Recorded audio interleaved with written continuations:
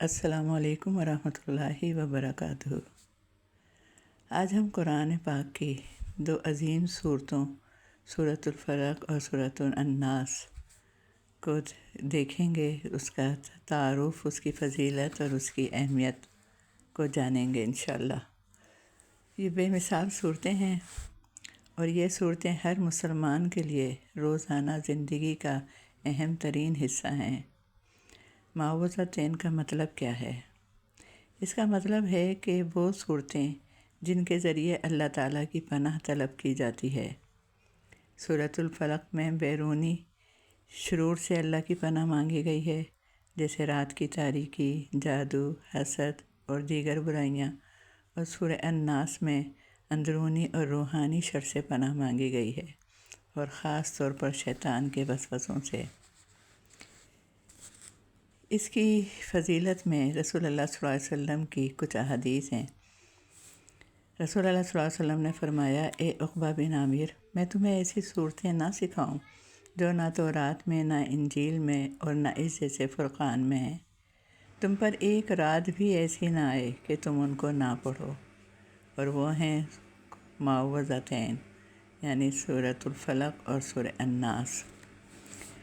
اسی طرح ایک دفعہ رسول اللہ صلی اللہ علیہ وسلم نے ابن عابد سے کہا کہ کیا میں تمہیں تعوذ کے سب سے افضل کلمات نہ بتاؤں جن سے کوئی اللہ کی پناہ لے؟ وہ سب سے اچھی پناہ دیتا ہے۔ تو رسول اللہ صلی اللہ علیہ وسلم نے فرمایا کہ یہ دو صورتیں پڑھا کرو۔ ایک اور حدیث میں ہمیں پتہ چلتا ہے کہ صبح اور شام تین مرتبہ سورۃ الاخلاص، سورۃ الفلق اور سورۃ الناس پڑھ لیا کرو، یہ تمہیں ہر چیز کے مقابلے میں کافی ہو جائیں گی۔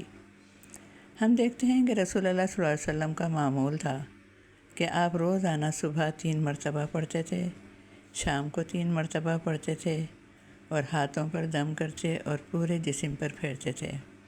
سونے سے پہلے بھی اخلاص اور فلق اور الناس پڑھ کر ہاتھوں پر دم کرتے، پھر چہرے اور جسم پر پھیرتے، اور سر سے لے کے پاؤں تک یہ عمل 3 مرتبہ کرتے۔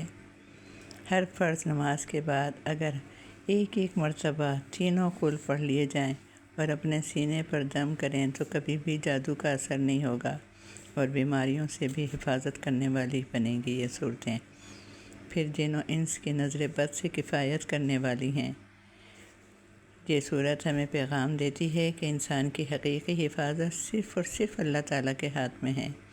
جب بھی خوف، حسد، پریشانی، جادو کے اندیشے یا شیطانی وسوسے ہوں تو سب سے پہلے اللہ کی پناہ طلب کرنی چاہیے، اور اس کے لیے یہ تینوں صورتیں بہت اہم ہیں، اور ان کو کثرت کے ساتھ بھی پڑھنا چاہیے، اور جو مواقع ذکر کیے گئے ہیں ان میں تو خاص طور پر ہیبٹ بنا لینی چاہیے اپنی۔